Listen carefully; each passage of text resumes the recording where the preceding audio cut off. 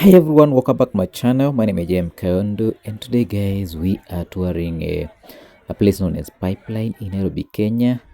So these are the houses that are meant for pipeline workers, and then on the other side these are apartments for residents of the pipeline. So we're gonna be touring this place, and we are touring this place when it is raining. So we're gonna be showing you how it looks like. You remember pipeline is very populated, and when it rains it really pours. So watch the video to the end, kindly subscribe, and let's take this journey. We have already started, and these are the first impression of this place.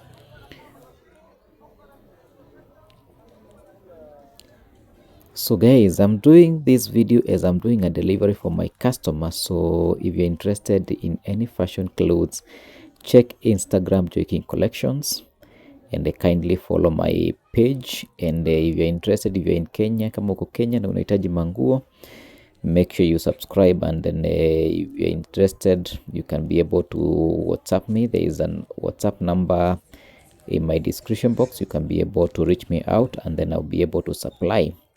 So we supply everywhere in Kenya.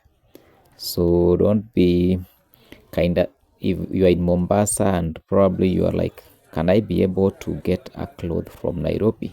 Of course we deliver at a small fee. So this is Pipeline for you, and look at how populated it is.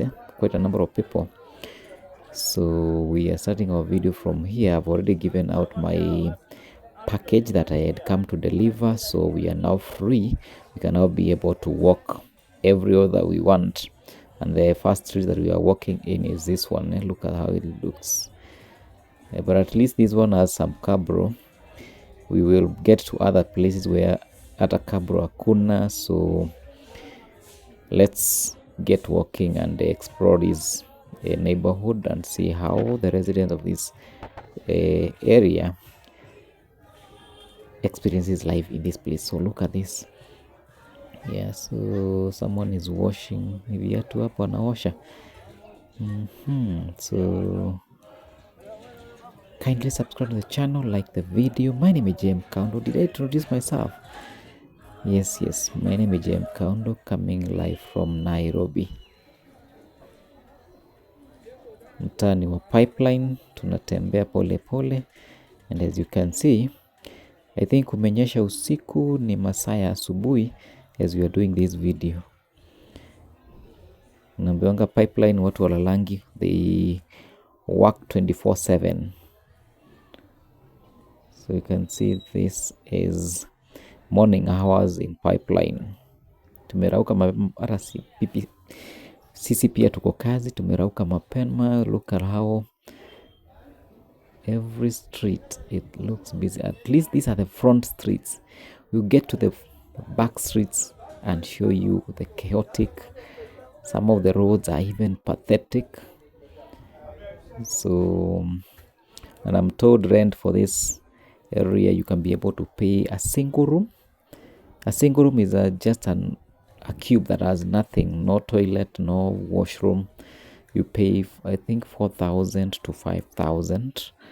A bed sitter you pay around 7,000 to 10,000, depending with the where it is, the amenities. And then a one bedroom you can be able to get with 10,000 around there. So not that expensive, and I think that's the reason why you will find these kind of blocks. Look at that, all those blocks, they house tenants of Nairobi. So watu wengi wanatoka Pipeline wanakuja kufanya kazi tao. So kama ni residents wa Pipeline, tuambie kwa comment section, how is the experience living in Pipeline. Galia huku kunakaa vizuri. This is, I think this is the Arunda, and they have a donkey over here. I think it's meant for collecting rubbish. So this is a best side, and as you can see, maybe you guys are gonna be saying that it looks very pathetic, but the people reside around this area, They are the kind of rich people, the ones who can be able to afford a one bedroom for 15,000. But when you get deeper, it gets worse as you continue. So right now we are touring the best of the best in pipeline. So we're gonna be getting to the worst side. So stay tuned to the end of the video so that you can be able to see how the other side of pipeline looks like. Okay.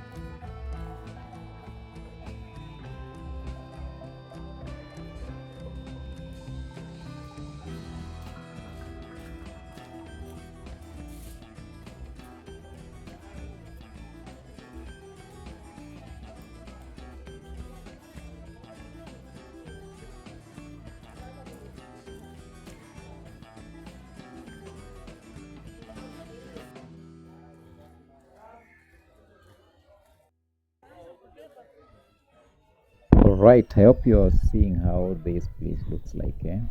Some of the places that we have been to looks pathetic, but I told you there is the best sides of the pipeline. At least where we are, we can be able to at least walk freely. The other side, the walking space was not that conducive, so this area looks a bit good. So we're still gonna be getting to the worst side.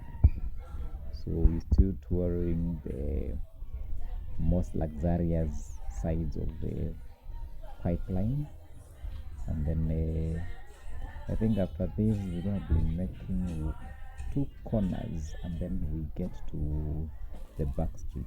So stay tuned to the end of the video.